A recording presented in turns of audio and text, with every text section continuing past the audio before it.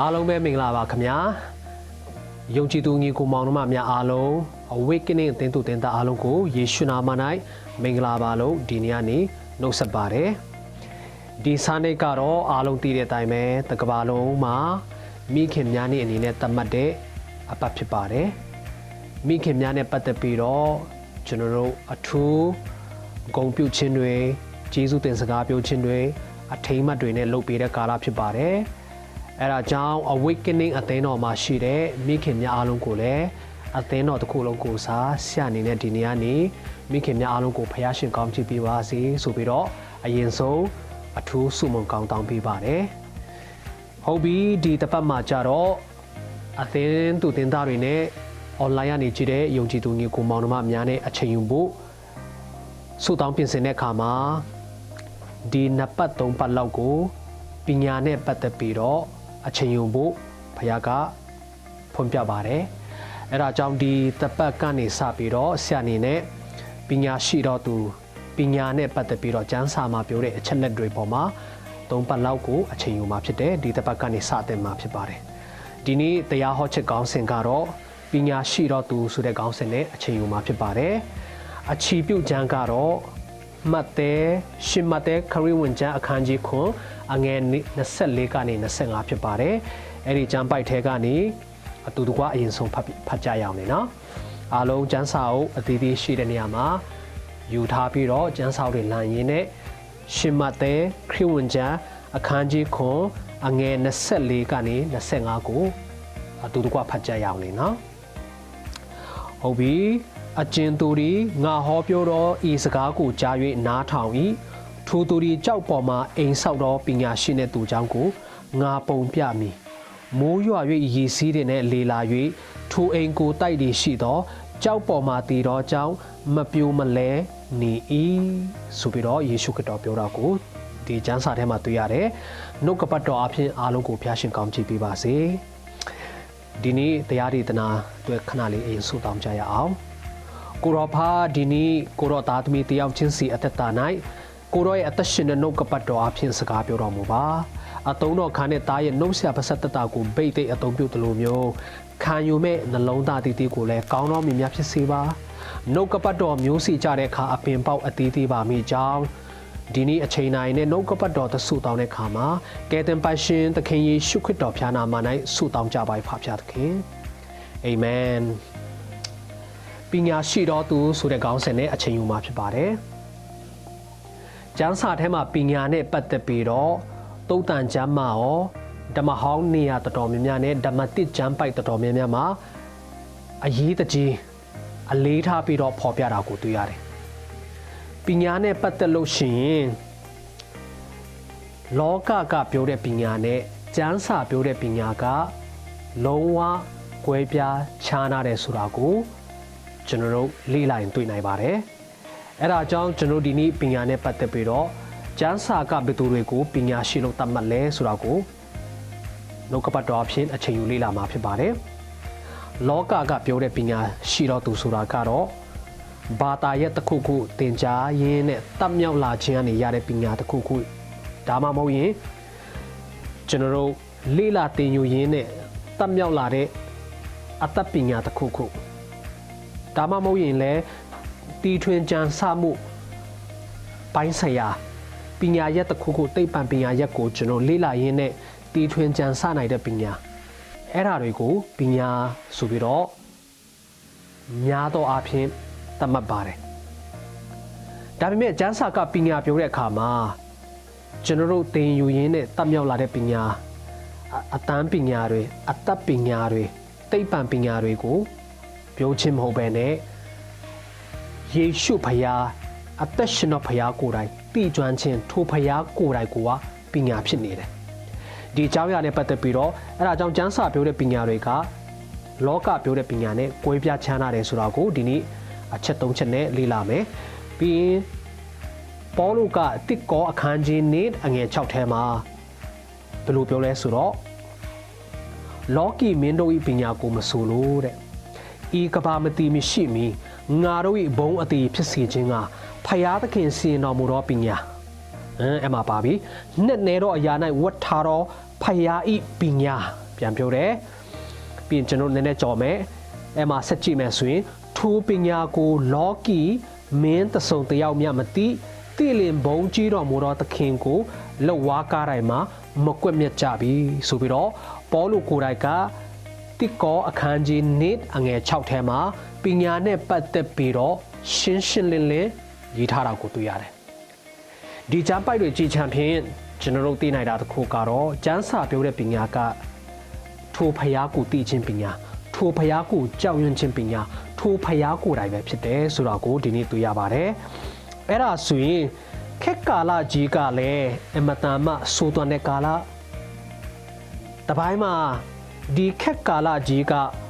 ပညာရှိတော်သူနဲ့ပညာမဲ့တော်သူကိုကွဲကွဲပြားပြားနဲ့ဖော်ထုတ်ပြသတဲ့ကာလလည်းဖြစ်နေတယ်ဟာလေလုယာအဲ့ဒါကြောင့်ကျွန်တော်တို့ iPad အခန်းကြီး9အငယ်15ထဲမှာကျမ်းစာကဘာပြောလဲဆိုတော့ထို့ကြောင့်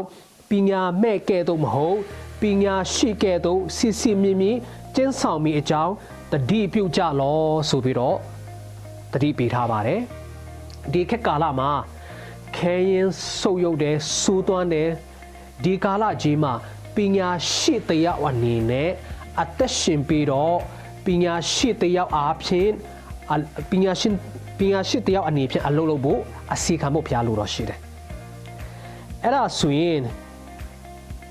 ကျွန်တော်တို့ခုနဖတ်သွားတဲ့မှတ်တဲ့အခန်းကြီးခွန်ထဲမှာအခြေပြုကျမ်းထဲမှာယေရှုခရစ်တော်ကိုယ်တိုင်ကပညာရှိတော်သူကသူ့အိမ်ကိုကြောက်ပေါ်မှာတည်ဆောက်တယ်ဆိုပြီးတော့ပြောပြထားပါတယ်ဆိုရင်ဒီနေ့ပညာရှိတော်သူတယောက်အနေနဲ့ကျွန်တော်တို့ဘယ်လိုပြင်ဆင်ရမလဲဘာတွေလုပ်ရမလဲဆိုတာကိုအချက်၃ချက်ကာဏ၃ခုအဖြစ်လေ့လာသွားမှာဖြစ်ပါတယ်ဒီအချက်တွေတစ်ခုချင်းစီတိုက်ကမိတ်ဆွေနဲ့ကျွန်တော်တက်တာမှာပညာရှိတယောက်အနေနဲ့အသက်ရှင်နိုင်ဖို့လမ်းပြမှာဖြစ်ပါတယ်အဲဒါကြောင့်ပထမပိုင်းနေနဲ့ကျမ်းစာမှာပညာရှိတော့သူလို့ပြောပြီးဆိုရင်သူ့ရဲ့အိမ်ကိုကြောက်ပေါ်မှာတည်ဆောက်တယ်တဲ့အခြေပြုကျမ်းမှတ်တဲ့ခွန်ထဲမှာပေါ့နော်အဲ့ဒါဆိုပထမပိုင်းနဲ့ပညာရှိတော့သူဆိုတာကသူ့ရဲ့ဘဝကိုကြောက်ပေါ်မှာအခြေပြုတည်ဆောက်ထားတယ်ဆိုတာကိုပထမပိုင်းမှာအရင်ဆုံးလေ့လာရအောင်ဟုတ်ပြီကြောက်ပေါ်မှာတည်ဆောက်တော့တက်တာဆိုတာကဘယ်လိုမျိုးလဲပညာရှိတော့သူကသူ့ရဲ့အိမ်သူ့ရဲ့ဘဝအိမ်သူ့ရဲ့အနာဂတ်အိမ်မက်သူ့ရဲ့အနာဂတ်တစ်ခုလုံးကိုအခြေခံအုပ်မြစ်ချတဲ့အခါမှာလောကအရာတွေလောကအတ္တပညာအသိပညာချမ်းသာခြင်းကြွယ်ဝခြင်းအောင်မြင်ခြင်းတွေပေါ်မှာအခြေမကျပဲနဲ့ကြောက်တီးဟိုတော့ယေရှုဖခင်ပေါ်မှာပဲသူကသူ့အုပ်မြစ်ကိုအခြေကျတယ်ဆိုတာကိုဒီကျမ်းပိုက်ထဲမှာတွေ့ရပါတယ်လောကမှာလောကသားတွေကတော့သူတို့ရဲ့ဘဝကိုသူတို့ရဲ့ဘဝအိမ်မက်အနာဂတ်ကိုသူတို့စူးစမ်းနိုင်မှုအပေါ်မှာတည်ဆောက်ကြတဲ့လူတွေရှိတယ်သူတို့ရဲ့ငွေကြေးပေါ်မှာတည်ဆောက်တဲ့လူတွေရှိတယ်သူတို့ရဲ့တတ်ကြွမှုပညာရပ်တစ်ခုခုပေါ်မှာအခြေပြုပြီးတော့တည်ဆောက်တဲ့လူရှိတယ်သူတို့ရဲ့ကျွမ်းကျင်မှုပေါ်မှာတည်ဆောက်တဲ့လူရှိတယ်သူတို့ရဲ့အလုပ်အကိုင်ကောင်းမှုငွေလစာပေါ်မှာတည်ဆောက်တဲ့လူတွေရှိကြပါတယ်ဒါပေမဲ့ကျမ်းစာကဘာပြောလဲဆိုတော့ကြောက်ကလွယ်ပြီးကျန်တဲ့အခြေခံအုတ်မြစ်အနေနဲ့ထားတဲ့လောကရာအလုံးကမုံတိုင်းထန်ပြီး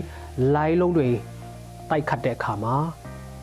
မကြာခင်မှာအလွယ်တကူနဲ့ပြိုလဲပျက်စီးသွားနိုင်တယ်ဆိုတာကိုကြိုတင်သတိပေးထားပါတယ်အဲ့ဒါကြောင့်ကျွန်တော်တို့အခြေခံအုတ်မြစ်ကျွန်တော်တို့ရဲ့ဘဝကျွန်တော်တို့ရဲ့အိမ်မက်ယူပါယုံနဲ့အနာဂတ်ကိုအခြေချတည်ဆောက်တော့မယ်ဆိုရင်ကြောက်တီးဟိုတော့မပြိုလဲနိုင်တဲ့မပြောင်းလဲတဲ့ခိုင်ခန့်တဲ့ယေရှုခရစ်တော်ပေါ်မှာတည်ဆောက်တတ်ဖို့အရန်ရည်ကြီးပါတယ်ကျွန်တော်တို့ဟုတ်ပြီအဲ့ဒါဆိုရင်ကြောက်ပေါ်မှာမိမိအိမ်ကိုမိမိဘဝကိုမိမိအနာဂတ်ကိုဘယ်လိုတည်ဆောက်ရမလဲဆိုတာကိုလေ့လာတဲ့အခါမှာအကောင်းဆုံးဥပမာအနေနဲ့ကမ္ဘာဦးကျမ်းအခန်းကြီး28ထဲကနေယာကုပ်အားဖြင့်နည်းနည်းလေးအချိန်ယူပြီးတော့လေ့လာသွားရအောင်ယာကုပ်ဆိုတာက သူ့ရဲ့ဘဝပထမအပိုင်းနဲ့ဒုတိယအပိုင်းနဲ့ပိုင်းခွဲမယ်ဆိုရင်လုံးဝမတူညီမှုတွေကျွန်တော်တို့တွေ့နိုင်တယ်။ယာကုပ်ကသူ့ရဲ့ပုံစံကဘယ်လိုမျိုးလဲဆိုတော့မွေးလာကလေးကလောဘကြီးပြီးတော့အတ္တကြီးပြီးတော့တကူကောင်းဆန်တဲ့သူဖြစ်တယ်ဆိုတာကိုကျမ်းစာထဲမှာတွေ့နိုင်တယ်။သူကသူ့ရဲ့ဘဝအရင်သူဖယားနဲ့မတွေ့ခင်ထိသူ့ဘဝကိုသူကသူ့ရဲ့ကြိုးစားနိုင်မှုသူ့ရဲ့တတ်ကြွနိုင်မှုသူ့ရဲ့လှုပ်ဆောင်နိုင်မှုပေါ်မှာအခြေခိုင်မဲ့ထင်ပြီးတော့တည်ဆောက်ခဲ့ပါတယ်။ဥပမာဆိုရင်သူ့ရဲ့ဘဝအတွက်ခိုင်ခံဖို့အာမခံချက်ရှိဖို့အတွက်သူ့အကိုရဲ့တားအိုးအရာကိုပဲဟင်းနဲ့လဲဖို့အတွက်သူကလုပ်ခဲ့ပါတယ်။တာမကပဲနဲ့သူ့အဖေစီကနေတားအိုးကောင်းကြီးကိုလိန်ပြီးတော့ရအောင်ယူခဲ့တဲ့ပုံကိုဖြစ်ပါတယ်။သူကတော့သူ့ရဲ့ဘဝကိုငါအဖေကောင်းကြီးရရင်တော့ငါဘဝကခိုင်ခံမယ်။ငါအကိုရဲ့တားအိုးကောင်းကြီးငါရရင်တော့ငါဘဝကခိုင်သွားပြီဆိုပြီးတော့စိတ်ထဲနဲ့သူကရတဲ့နည်းနဲ့လောဘကြီးစွာနဲ့ဒီအရာတွေကိုအရာယူပြီးတော့သူ့ဘဝအိမ်ကိုအဲ့ဒီအရာတွေပေါ်မှာတည်ဆောက်မိတာဖြစ်တယ်။ဒါပေမဲ့ကျွန်တော်အားလုံးသိတဲ့အတိုင်းယာကုပ်ကတနေ့ကြတော့သူ့ရဲ့ရွေးချယ်မှုမာရွေးမှုရဲ့အကျိုးဆက်အနေနဲ့အိမ်ကနေအသက်ကိုလှုပ်ပြီးတော့ထွက်ပြေးရတယ်။သူ့အကိုအဲတော့ကသူ့ကိုတတ်မှဆိုတဲ့အတွက်ကြောင့်သူ့အိမ်နဲ့အဝေးဆိုအိုးလေးလာပန်းရှိတဲ့နေရာမှာသူကထွက်ပြေးတယ်ဆိုတာကိုကျမ်းစာထဲမှာတွေ့ရတယ်။ကျွန်တော်တို့အသက်တာမှာငွေကြီးပေါ်မှာကျွန်တော်ရဲ့ဘဝကိုတည်ဆောက်မိနေလား။ယာကုပ်လိုပဲကျွန်တော်တို့ရဲ့ကျွမ်းကျင်မှုစူးစမ်းနိုင်မှုလူရည်လည်နိုင်မှုเนาะအလောက်ကိုက်ပေါ်မှာဘဝကိုတည်ဆောက်မိတယ်ဆိုရင်တော့မကြခင်မှာဒုက္ခလလကြီးတွေ့နိုင်ပါတယ်။ယာကုပ်ကလည်းသူကောင်းတဲ့ထင်တဲ့အရာအကောင်းဆုံးလို့ထင်တဲ့အရာတွေနဲ့စူးစမ်းပြီးတော့သူ့ဘဝကိုအကောင်းဆုံးဖြစ်အောင်တည်ဆောက်ပြီးမြဲအခြေခံ foundation မားနေတဲ့အတွက်ကြောင့်သူ့ဘဝကတည်ပြီးနဲ့ကြုံပြီးထွက်ပြေးနေရတဲ့ဘဝဖြစ်သွားပါတယ်။ယာကုပ်ကတောထဲမှာထွက်ပြေးတဲ့ကျမ်းစာထဲမှာဘယ်လိုဖော်ပြထားလဲဆိုတော့တောတနေရာရောက်တဲ့ခါမှာသူကအဲ့ဒီညကိုတောထဲမှာအနားယူရင်းနဲ့အချိန်ကုန်မှုဆုံးဖြတ်လိုက်တယ်။အဲ့မှာသူအညအိတ်နိုင်ဖို့အတွက်ခေါင်းအောင်အနေနဲ့ကြောက်တလုံးကိုယူတယ်ဆိုတာကိုကျမ်းစာထဲမှာရေးထားပါတယ်။ကြောက်လုံးတစ်ခုပေါ့နော်။ကျန်တဲ့မြစ်ပြင်ပေါ်မှာဒီတိုင်းအိတ်လို့ရပါတယ်။ဒါမှမဟုတ်ရှင်လဲတစ်တာဒုံပေါ်မှာအိတ်လို့ရတယ်။တခုခုပေါ်မှာသူအိတ်လို့ရတယ်ပို့ပြီးတော့နှုတ်ညမ်းတိမ်မှုတဲ့ပို့ပြီးတော့ပျော့ပြောင်းတဲ့အရာတွေ။ဒါပေမဲ့ဒီလောက်မှာတဲ့ကြောက်ကိုမှသူကရွေးပြီးခေါင်းအောင်အနေနဲ့သူအိတ်တယ်ဆိုတာကရည်ရွယ်ချက်ရှိပါတယ်။သူရဲ့ရှုံနေခြင်းသူ့ရဲ့အတ္တကြီးခြင်းသူ့ရဲ့ပူပန်ခြင်းသူ့ရဲ့မောပန်ခြင်းသူ့ရဲ့မရည်ရတဲ့အနာဂတ်တစ်ခုလုံးအားလုံးကိုသူ့ရဲ့အဲ့ဒီညမှာကြောက်ပေါ်မှာသူကလဲချပြီးတော့အနံပြီးတော့သူ့ရဲ့အခြေခံအုတ်မြစ်ကိုအပြောင်းလဲလုပ်လိုက်တာဖြစ်တယ်။ဂျန်တဲ့ရာပေါ်မှာသူအခြေမချတော့ဘူးသူ့ရဲ့အုတ်မြစ်ကိုကြောက်ကိုရွေးပြီးတော့သူ့ခေါင်းကိုသူအဲ့ဒီကြောက်ပေါ်မှာတင်ရင်းနဲ့ညအိတ်တယ်ဆိုတော့ကိုကျန်းစာထဲမှာတွေ့ရတယ်။အဲ့ဒီတကောင်းရံချိန်မှာယာကုပ်ကအိမ်မက်ယူပါယုံကိုရတယ်။အဲ့ဒီအိမ်မက်ယူပါယုံထဲမှာဘာမြင်လဲဆိုတော့ကောင်းကင်နဲ့မြေကြီးကိုဆက်သွယ်ပေးတဲ့လေကားတစ်ခုထောင်ထားတာကိုတွေ့ရတယ်။အဲ့ဒီလေကားမှာကောင်းကင်တမန်တွေကအစင်းအသက်လောက်တာကိုလည်းသူတွေ့တယ်။အဲ့ဒါနဲ့သူစိတ်ဝင်စားစွာနဲ့ကြည့်လိုက်တော့အဲ့ဒီလေကားရဲ့ထိတ်မှာလေကားပေါ်မှာဖယားသခင်ကိုယ်တိုင်ရက်နေတာကိုသူတွေ့သွားတယ်။အဲ့ဒီအယူပါယုံထဲမှာသူဖယားနဲ့တွေ့ပြီးတော့သူ့ကိုလူမျိုးကြီးရဲ့ဖခင်ဖြစ်ဖို့သူ့ရဲ့အမျိုးနွယ်တွေကိုသမုတ်တရားတဲလုံးနဲ့များပြဖို့အတွက်ဖယားရဲ့ဂတိတော်ကိုသူအဲ့ဒီညမှာရရှိသွားတာဖြစ်တယ်။ဟာလေလုယာ။ဖယားနဲ့နဖိုးတွေ့တဲ့ညဖြစ်ပါတယ်။အဲ့ဒီကြောက်ပေါ်မှာသူအနားယူတဲ့အခါမှာအဲ့ဒီကြောက်ပေါ်မှာသူ့အိုးကောင်းကိုချတဲ့အခါမှာအဲ့ဒီကြောက်ပေါ်မှာသူ့ရဲ့အခြေခံဘဝရဲ့အခြေခံအုတ်မြစ်ကိုအခြေချတဲ့အခါမှာအရာရာကကြီးမားစွာနဲ့အပြောင်းလဲဖြစ်လာတယ်ဆိုတာကိုဒီကျမ်းစာထဲမှာတွေ့ရတာဖြစ်ပါတယ်။အဲ့ဒါကျွန်တော်ဆက်ကြည့်မယ်ဆိုရင်အဲ့ဒီညမှာသူယူပါယုံဖယားဆီကနေဂတိတော်ရပြီးတော့ ဖယားကပါပြောလဲဆိုတော့ဖယားနဲ့သူရင်နဲ့သူ့ကိုပြန်လဲပြီးတော့ကျမ်းမာစွာနဲ့သူထွက်ပြေးတဲ့ထားခဲ့ရတဲ့သူ့အဖေအိမ်မှာပြန်ပြီးတော့ဖယားပြန်ခေါ်လာမယ်သူလက်ရှိသွားနေတဲ့နေရာမှာလည်းဖယားသူပါရှိမယ်သူ့ရဲ့အမျိုးအနွယ်တွေကိုကောင်းချီးပေးမယ်သမုတ်တရားတဲလုံးနဲ့မြတိုးပွားစေမယ်ဆိုတဲ့ဂတိတော်တွေအများကြီးသူ့ရဲ့အနာဂတ်တစ်ခုလုံးသူ့ရဲ့အိမ်မက်ယူပါအောင်အားလုံးအတွက်အကြီးမားဆုံးဂတိတော်နဲ့အာမခံချက်ကိုအဲ့ဒီ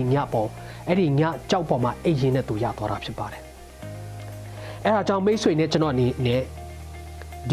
ဒီယာကုပ်အဖြစ်ဘာသင်ခန်းစာဘာကောင်းချီးယူမလဲဆိုတော့ကျွန်တော်တို့ရဲ့ဘဝ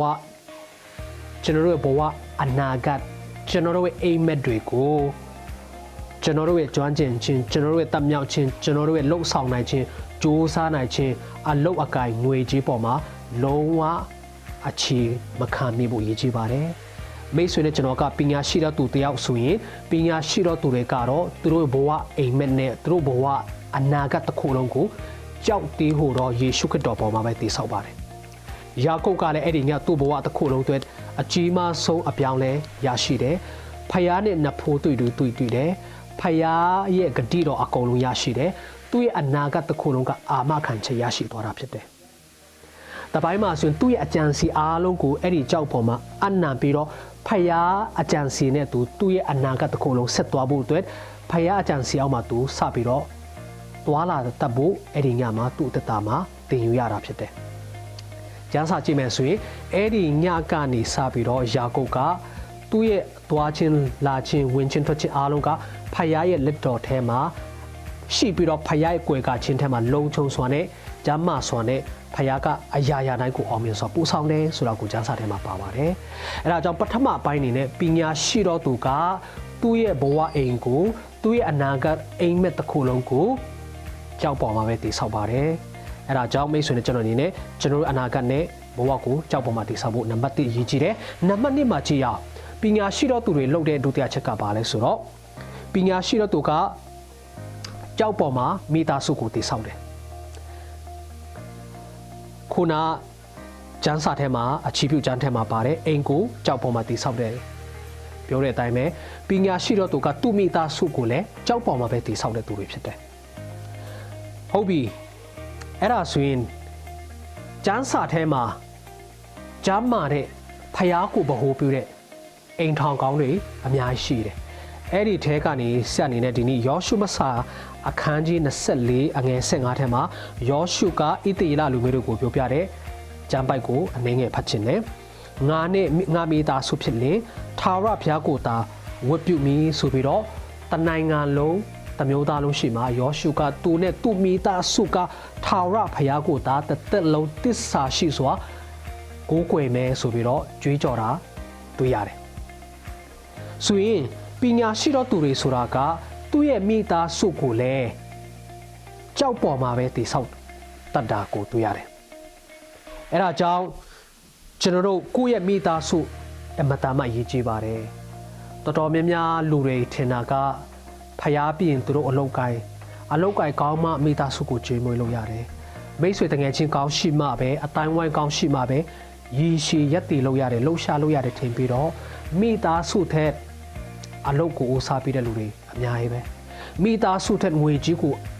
ဦးစားပေးတဲ့လူတွေအများကြီးမိသားစုထက်ဂျန်တဲ့အပေါင်းအသင်းအလုပ်ကိုင်းငွေကြီးဦးစားပေးလာပြီဆိုရင်မကြခင်မိသားစုကရန်သူရဲ့ဝါမြူချင်းခံရနိုင်ပါတယ်အဲအကြောင်းမိသားစုကိုရန်သူကဖျက်ဆီးလို့ရှိရင်မိသားစုကိုဖျက်ဆီးပေးတာနဲ့တယောက်ချင်းစီကိုသူကကြိုက်တယ်လို့ချဲလဲပြီးတော့သူတို့ကိုအနောက်ရှက်ပေးလို့ရတယ်အဲဒါကြောင့်မိသားစုကအမတန်မှအရေးကြီးတယ်ဆိုတာကိုတွေ့ရတယ်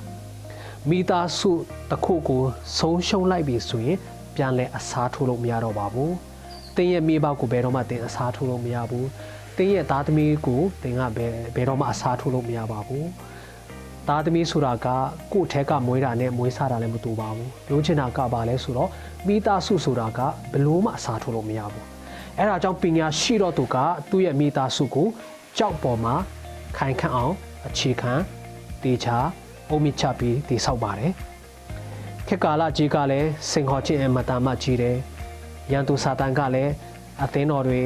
ယုံကြည်သူမိသားစုတွေကို ပြင်းထန်စွာတိုက်ခိုက်တဲ့အချိန်ကာလဖြစ်ပါတယ်အမေရိကန်နိုင်ငံမှာကြည်လို့ရှိရင်ဒီအိုဘနီမှာနေတဲ့ယုံကြည်သူတွေအားလုံးလည်းသိမယ်ဘယ်မြို့မှာပဲနေနေလမ်းပေါ်ရောက်နေတဲ့လူငယ်တွေပျက်စီးနေတဲ့လူငယ်တွေစီးဝါးတွေမကောင်းတဲ့မွေးစီးဝါးတွေတုံးဆွေးနေတဲ့လူငယ်တွေတရားမှာ80ရာခိုင်နှုန်းကျော်ကမကောင်းတဲ့မိသားစုအတိုင်းဝိုင်းကနေကောင်းကောင်းတုံတင်ချင်မခံတဲ့သူတွေမိသားစုကောင်းကောင်းမရှိတဲ့သူတွေမိဘမဲ့ကြီးပြင်းလာတဲ့လူငယ်တွေဖြစ်တယ်ဆိုတာကိုတွေ့ရတယ်။အဲဒါကြောင့်နိုင်ငံအတွက်တော်ကောင်းဖျားနိုင်ငံတို့အတွက်လောကကျွန်ုပ်နေတဲ့နိုင်ငံတည်တည်လူမှုအတိုင်းဝိုင်းမှာမိသားစုကအမတန်မှအရေးကြီးပါတယ်။မိသားစုကိုတည်ဆောက်တဲ့အခါမှာလည်းမိတ်ဆွေကကျန်တဲ့အရာပေါ်မှာတည်ဆောက်လို့မရပါဘူး။ကြောက်တည်ဟိုတော့ယေရှုခရစ်တော်ပါမှာပဲတည်ဆောက်ရမှာပဲ။ဟုတ်ပြီပညာရှိတော်သူကမိသားစုကိုကြောက်ပေါ်မှာတည်ဆောက်တယ်။ဒါနဲ့ပတ်သက်ပြီးတော့ကပ္ပဦးကျမ်းအခန်းကြီး20နှစ်ထဲကနေအာဗြဟံရဲ့သက်တာအနေတစ်ချက်လေးလေ့လာသွားကြရအောင်အာဗြဟံဆိုတာကကျမ်းစာထဲမှာယုံကြည်ခြင်းဖခင်အနေနဲ့အားလုံးသိပြီးသားဖြစ်တယ်ဖခင်ကအာဗြဟံကိုဂတိတော်နဲ့ဆိုင်တဲ့သားအိဇက်ကိုပေးမယ်ဆိုပြီးတော့ဂတိပေးတာသူနှစ်ပေါင်း20လောက်ဆောင်ခဲ့ရပါတယ်အသက်ကြီးမှလုံးဝလူအနေနဲ့မဖြစ်နိုင်တော့တဲ့အချိန်တွေမှာအဲ့ဒီသားကိုရတာဖြစ်တယ်ရတော့လေတယောက်တည်းပဲရတာဖြစ်တယ်ဒါပေမဲ့တနေ့ကျတော့အာဗြဟံစီမှာဖခင်ရောက်လာပြီးတော့အာဗြဟံတင်းရဲ့တယောက်သေးတော်သားကိုငါ့ကိုပြန်လဲပူဇော်လိုက်ပါဆိုပြီးတော့ဖခင်ကသူ့ကိုပြန်လဲတောင်းလိုက်တယ်တောင်းလိုက်တဲ့အခါမှာအာဗြဟံကစောရကတက်တဲ့စိတ်ဆိုးတယ်ဖခင်ကိုအပြစ်တင်တယ်ဆိုတာလုံးဝကျမ်းစာထဲမှာမတွေ့ရပါဘူးအာဗြဟံကဖခင်စကားနားထောင်ပြီးတော့ဖခင်တောင်းတဲ့အတိုင်းသူ့ရဲ့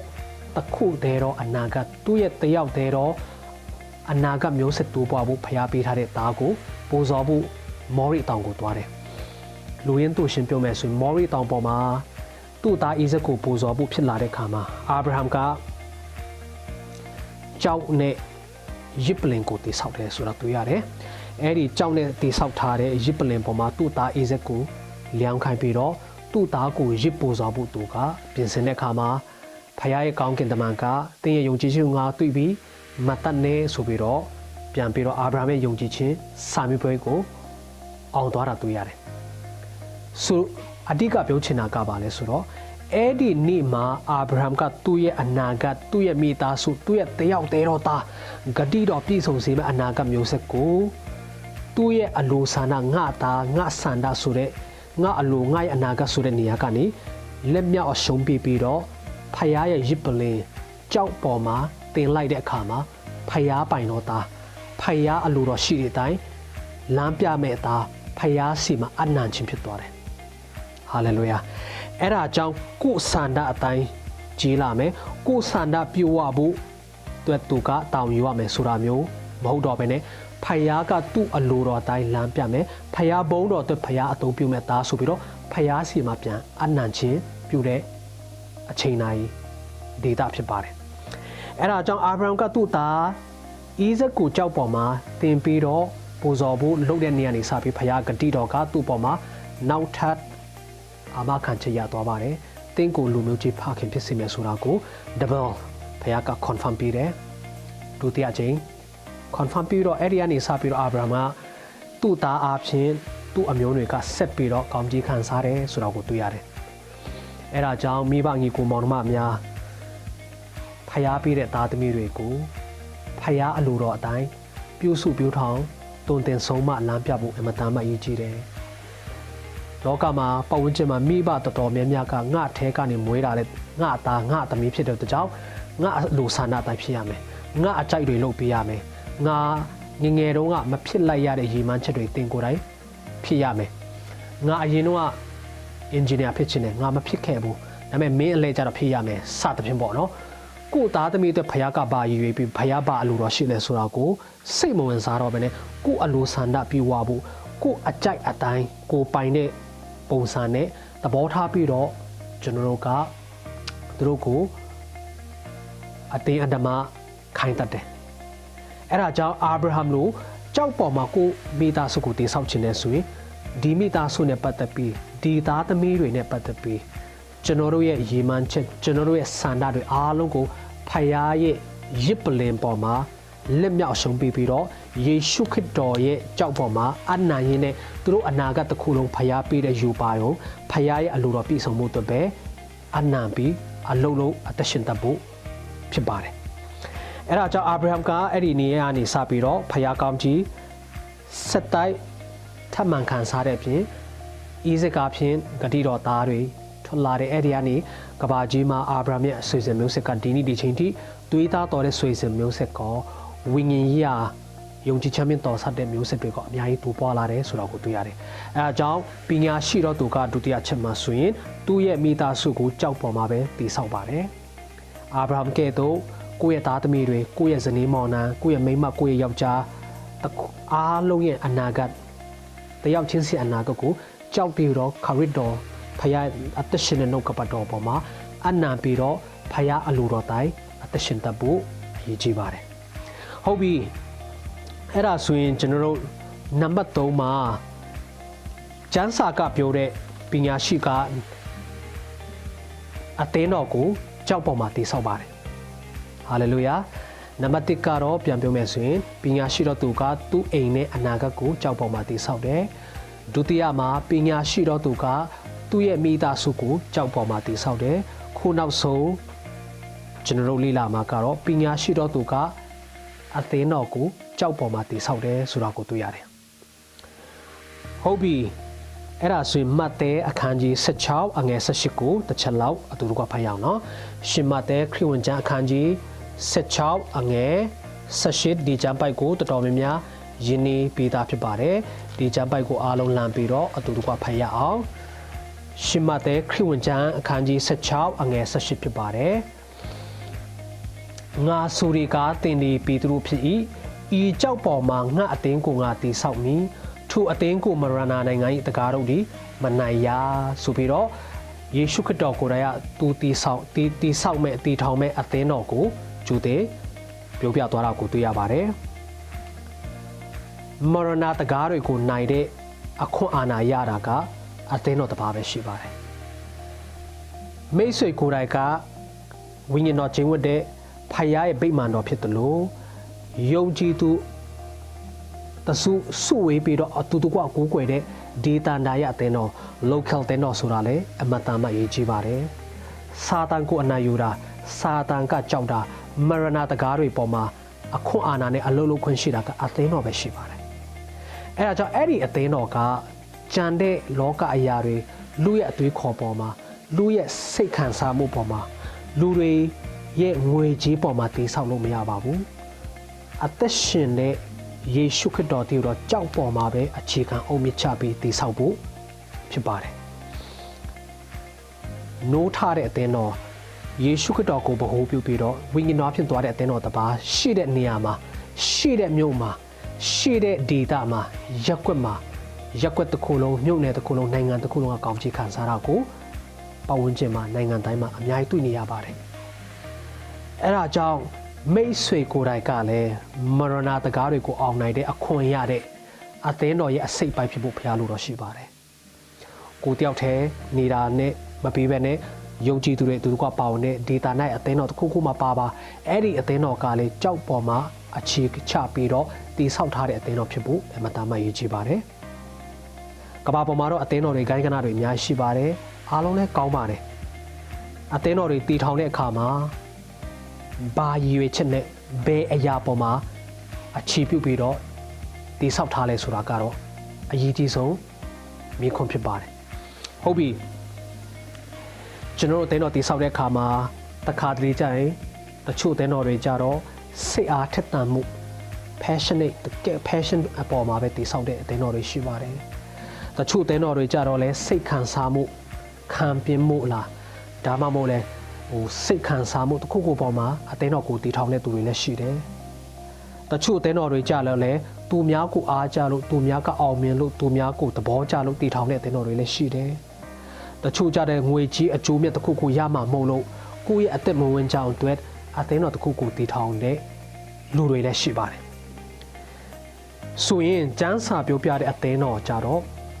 ဒီအရာတွေပေါ်မှာအခြေခံလို့မရဘဲနဲ့ယေရှုခရစ်တော်တည်တော်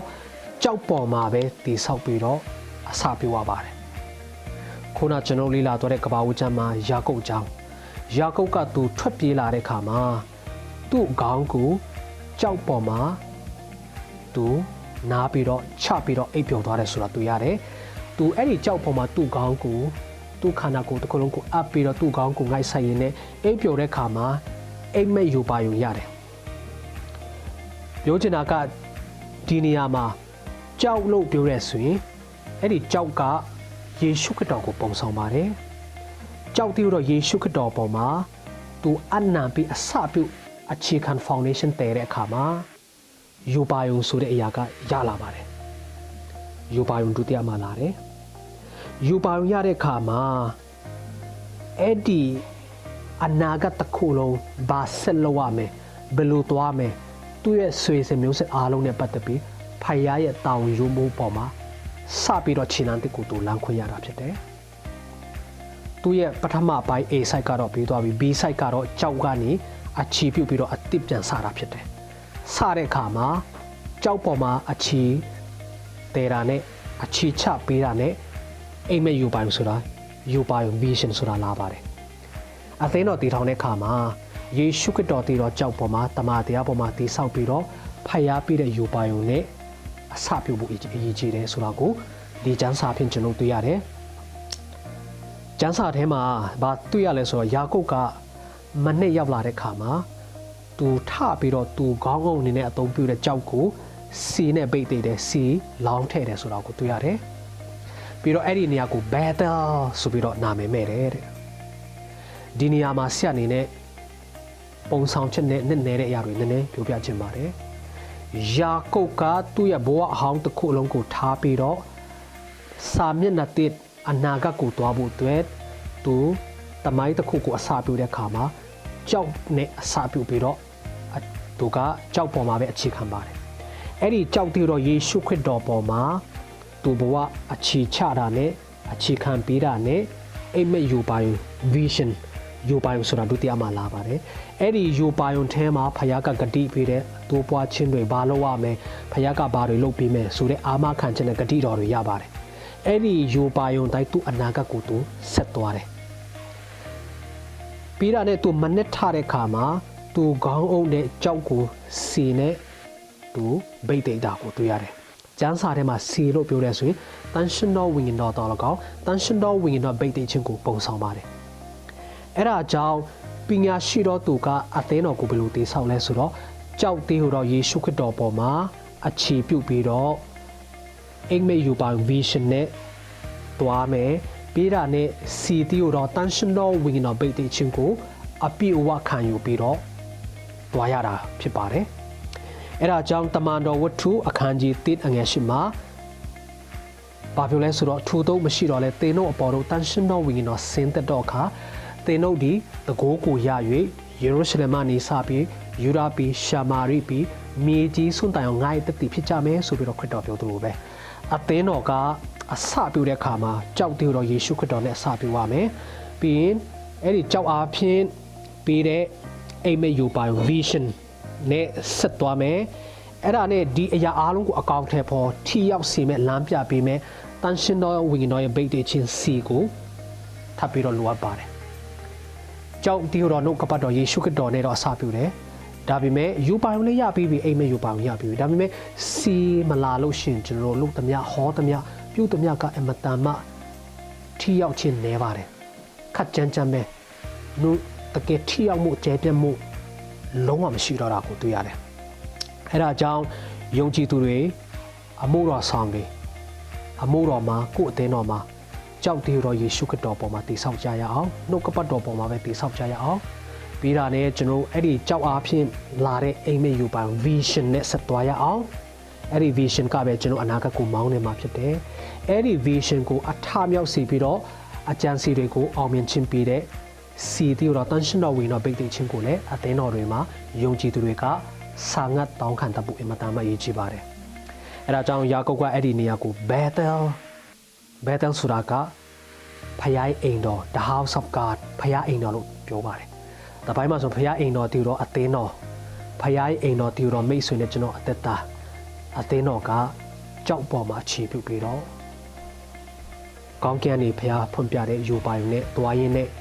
ဖိုက်အောင်မြင်ခြင်းပေးတဲ့စီနဲ့ဗိတ်သိက်ချင်းရဖို့အရေးကြီးပါတယ်အဲ့ဒါကြောင့်ဒီနေ့ဆရာအနေနဲ့ညီကုံချုပ်မယ်ဆိုရင်ကျွန်တော်တို့ပညာရှိတော်သူတွေဆိုတာကသူတို့ရဲ့အသက်တာနဲ့ဘဝတစ်ခုလုံးသူတို့အနာဂတ်ကိုကြောက်တည်တော့ယေရှုခရစ်တော်ပေါ်မှာခိုင်ခန့်စွာတည်ဆောက်တယ်ဒုတိယသူတို့မိသားစုကိုကြောက်တည်တော့ယေရှုခရစ်တော်ပေါ်မှာတည်ဆောက်တယ်နံပါတ်3သူတို့ရဲ့အသင်းတော်သူတို့ပေါင်းတဲ့အသင်းတော်သူတို့ရဲ့အသက်တာရောသူတို့နဲ့ဆိုင်တဲ့ဒေတာနဲ့အသင်းတော်ကိုကြောက်ပေါ်မှာတည်ဆောက်ပြီးတော့ကောင်းကင်ကနေဖျားပေးတဲ့ယူပါယုံနဲ့အတူအောင်မြင်ခြင်းပေးတဲ့ဝိညာဉ်တော်ဗိတ်သိက်ချင်းကိုတောင်းခံရင်းနဲ့ဆက်သွားတဲ့ကြောင့်ပညာရှိတော်သူအောင်မြင်တော်သူအနေနဲ့သူတို့ကိုတွေ့ရတာဖြစ်ပါတယ်။အဲဒါကြောင့်ကျွန်တော်ဒီနှုတ်ကပတ်တော်အဖြစ်အားလုံးကိုခွန်အားပေးခြင်းနဲ့အရောက်စီတိုင်းကိုဖျားရှင်ကောင်းချီးပေးပါစေ။ခဏလေးကျွန်တော်နှုတ်ကပတ်တော်တွေ့ပြန်လဲဆုတောင်းအနံ့ကြရအောင်။ကိုတော်ဒီနေ့တော့ဂျေဇုတင်နဲ့ဒီနေ့နှုတ်ကပတ်တော်ကြားနာတဲ့လူတွေနှုတ်ကပတ်တော်မှာပါတဲ့အတိုင်းပညာရှိတော်သူအနေနဲ့သူတို့ရဲ့ဘဝအနာဂတ်ကိုကြောက်တည်တော်ခရစ်တော်ပေါ်မှာတည်ဆောက်ခြင်းရှိဖို့သူတို့ရဲ့မိသားစုကိုလည်းကြောက်ပေါ်မှာတည်ဆောက်တတ်ဖို့သူတို့ပါဝင်တဲ့အသင်းတော်နဲ့သူတို့အသက်တာကိုလည်းကြောက်ပေါ်မှာပဲတည်ဆောက်ပြီးတော့ဝိညာဉ်တော်အဖြစ်အနာဂတ်ကိုတွားတော်သူများဖြစ်ဖို့တဆုတောင်းတယ်နှုတ်ကပတ်တော်တိုင်းကိုတော့အရောက်စီတိုင်းတက်တာ၌ကောင်းချီးပေးပါမိကြောင်းသခင်ယေရှုခရစ်တော်ဖျားနာမ၌ဆုတောင်းကြပါ၏ဖဖျားသခင်အာမင်အားလုံးကိုဖျားရှင်ကောင်းချီးပေးပါစေအာမင်When your mother love me, no time will come waiting. လောကမှာဖယားရဲ့ပရိကိတအရင်သွားပြီးမှနောက်ကဆာလာစရာကပါပဲဤလေးဒီကိုတော့ဖန်ဆင်းတော့ဤရဲ့ဖြစ်၍ရှင်လာဝါပြောက်ချကိုကျွန်တော်တို့တစ်ခါမှမတွေ့ကြုံဘူးတဲ့ဒီကဘာကြီးရဲ့အချင်းကြီးမှာမနေ့ဖြတ်မှာပါဆက်ပြီးတပည့်ခါမှာပါဆက်ပြီးမသိရတဲ့နေရာတဲ့ရှုပ်ပြီးနေတဲ့နေပဲ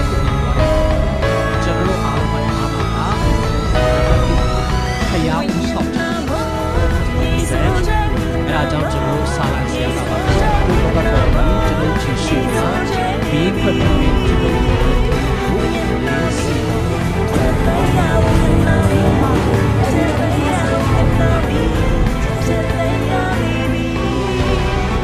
ော်တို့တဲ့သူရှိတယ်အာမင်